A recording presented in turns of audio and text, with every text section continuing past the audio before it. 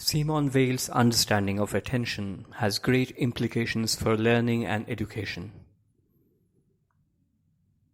In an essay called Reflections on the Right Use of School Studies in View of the Love of God, she writes, "Prayer consists of attention. Although today we seem ignorant of it, the formation of the faculty of attention is a true goal and unique interest of all studies." She claims that by improving our ability to attend to moments, we can give our spiritual practice a definite form. In the age of the internet, when our ability to have sustained concentration on things and our capacity to focus our thoughts on ideas for a long period of time are diminishing because of the easy availability of various modes of distractions, Weil's thoughts on the subject seems particularly relevant. In an age where students regularly face undue anxiety about exams and sleep deprivation due to increasing demands of school curricula, the relevance of Weil's views on pedagogy is unmistakable, especially her injunction that attention should not involve any muscular effort, that is, learning should not be carried out in a way that leads to fatigue. Even if it does not appear that a student is not mastering the material he is studying, according to Weil, there is a possibility that he is actually coming closer to understanding the subject by virtue of having focused his attention on it.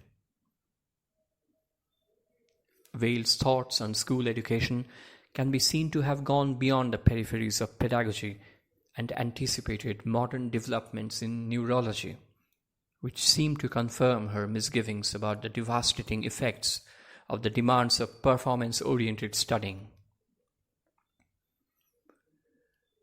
In her works, she endorses a meditative approach accompanied by mindfulness that leads to new learning by drawing upon past learning to advance a firmer and more concentrated awareness by shaping of the neural circuits through attention. She ascribes the errors we make to the habit of the mind to settle on some idea too hastily and prematurely instead of waiting for the truth. Emptying the mind of preconceptions, slowing down and concentrating makes a student absorb things more easily and with greater joy and with indifference to performance-driven notions of success and failure. In Weil's words, if someone searches with true attention for the solution to a geometric problem, and if after about an hour has advanced no further than from where they started, they nevertheless advance, during each minute of that hour, in another more mysterious dimension. Without sensing it, without knowing it, this effort that appeared sterile and fruitless has deposited more light in the soul. In her essay, Reflection on the Right Use of School Studies, she claims that it must be made a part of education to learn how to wait, a kind of method of waiting. Weil once said, "Learn to be attentive in order to be just." This remark she made about school exercises. Education, according to Weil, then, is aimed at knowing goodness and becoming loving and fair, and to do so with the full awareness of the contradictory nature of our personal and public lives. She argues that the first duty of a school is to develop the power of attention in children. The significance of attention ranges from paying attention to and being available for the smallest detail in school studies, in the natural world, that is the sky, the stars, the moon, trees in blossom, to what she calls human spirit, in the education of technicians, lawyers, and judges. The capacity for attention must be cultivated early in school, and students must be encouraged to develop an ability to not only be receptive to beauty in nature, but also be receptive to the pain of others. Weil is aware that such prescriptions are unconventional with regard to pedagogical systems that prioritize fulfilling immediate goals and winning good grades. She argues that students should pay as much attention to errors as they pay to successes. She points out that in every school exercise there is a special way of waiting upon truth, setting our hearts upon it, yet not allowing ourselves to go out in search of it. There is a way of giving our attention to the data of a problem in geometry without trying to find the solution, or to the words of a Latin or Greek text without trying to arrive at the meaning. A way of waiting, when we are waiting for the right word to come of itself at the end of our pen, while we merely reject all inadequate words. The idea of waiting is contrasted with the idea of searching. Waiting is passive and involves the decision of a person to be available to objects and meanings when they present themselves, without knowing exactly when they will present themselves. Weil explains this with characteristic lyricism. Attention consists of suspending our thought, leaving it detached, empty, and ready to be penetrated by the object. It means holding in our minds, within reach of this thought, but on a lower level and not in contact with it, the diverse knowledge we have acquired, which we are forced to make use of. Our thoughts should be in relation to all particular and already formulated thoughts, as a man on a mountain who, as he looks forward, sees also below him, without actually looking at them, a great many forests and plains. Weil's views are distinct from psychological understanding of the concept. In psychological terms, attention is typically seen as a marker that makes specific information to stand out from the whole. For Weil, attention is not giving a focus and sustaining it. It is more about looking at and contemplating on whatever comes our way. In fact, it is nearly the opposite of focusing, because sometimes it happens that when we focus on one object, we only see what we had expected to see and fail to see what we had not. Weil thinks that by not focusing, we make ourselves available to the infinity of possibilities. Focusing entails restricting our perspectives. In her words, we do not obtain the most precious gifts by going in search of them, but by waiting for them. Man cannot discover them by his own powers, and if he sets out to seek for them, he will find in their place counterfeits of which he will be unable to discern the falsity.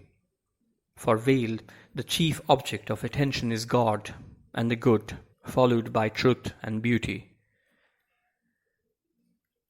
These categories cannot be understood by the sheer effort of will. They elude human intelligence. They are transcendent, beyond our reach, and mysterious. Very often, attention is identified with a kind of muscular effort. If one says to one's pupils, "Now you must pay attention," one sees them contracting their brows, holding their breath, stiffening their muscles. If after 2 minutes they are asked what they have been paying attention to, they cannot reply. They have not been paying attention. They have been contracting their muscles. Weil's conception differs from the conception of attention that teachers demand of their students in schools.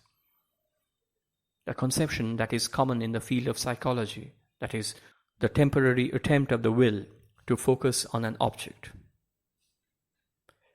Weil considers this as a muscular effort, and it differs entirely from her idea of attention. She claims that the activity of studying should be enjoyable and pleasant. She says, contrary to the usual belief, willpower has practically no place in study. The intelligence can only be led by desire. For there to be desire, there must be pleasure and joy in the work. The intelligence only grows and bears fruit in joy.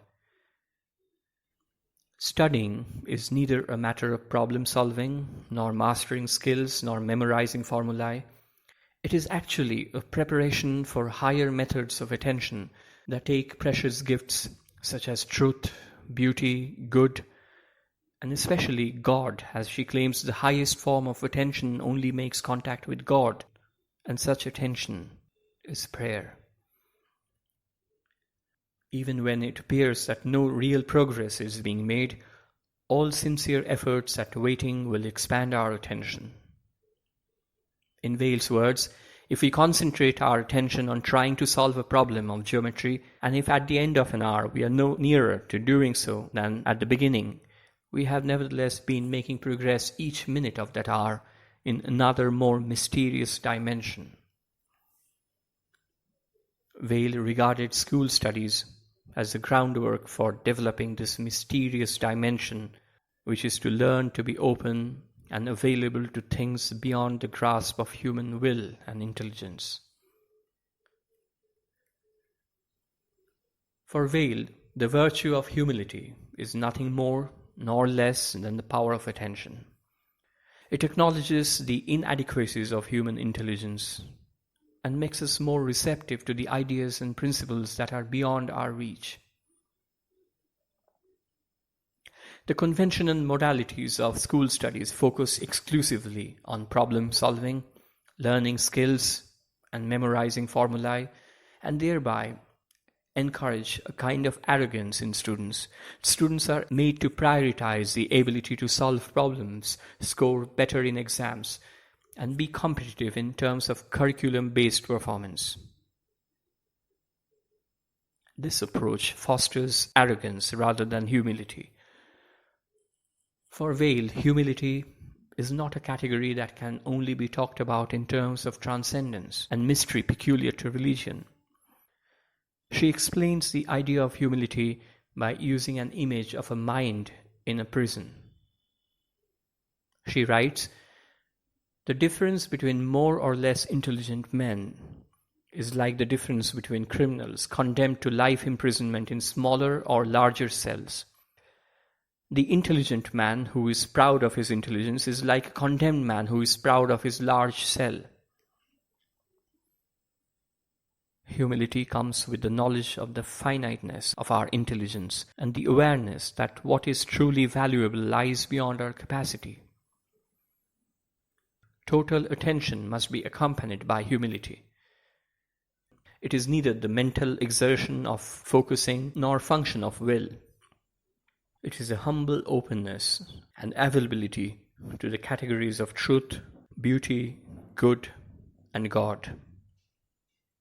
School studies, according to Weil, aim to nurture attention and prepare students for the higher forms of attention that are manifested in the contemplation of what she sees as the most precious things. School studies, according to Weil, should aim to nurture attention and prepare students for the higher forms of attention that are manifested in the contemplation of what she sees as the most precious things, that is, truth, beauty, good, the love of one's neighbor, and God. Weil claims that the suitable use of school studies can help expand our love for others. Ironic as it may appear, a Latin prose or a geometry problem, even though they are done wrong, may be of great utilitarian or altruistic use someday if we dedicate the right kind of effort to grasp them. If the chance arises, the experience of having studied these subjects can enable us to offer comfort to someone who is afflicted when he most needs attention. It seems strange at first that Weil is relating study of mathematics or Latin with the love of other people and doing justice to them. Indeed, we know that people who are capable of giving full attention to numbers and geometrical figures may at times be totally unable to pay attention to human suffering. We believe that the two capacities are not necessarily related. Weil, however, thinks that this is not true. She argues that if we understand attention not as a function of will, but as an openness and availability to reality, and if students make proper use of school studies and cultivate this sense of attention, They will be prepared to give attention to not only the subjects that they have studied, but also to people in distress and experiences that are far removed from their curricula. This is because, as Weil sees it, school studies are only preparation for the higher forms of attention.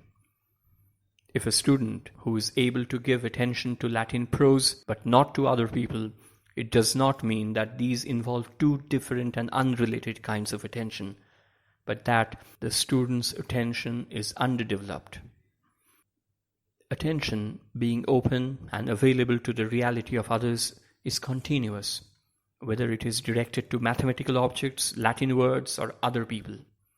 In this sense, school education, irrespective of subject matter, is tied to ethical instruction and education, with the word education used, of course, in its broadest sense.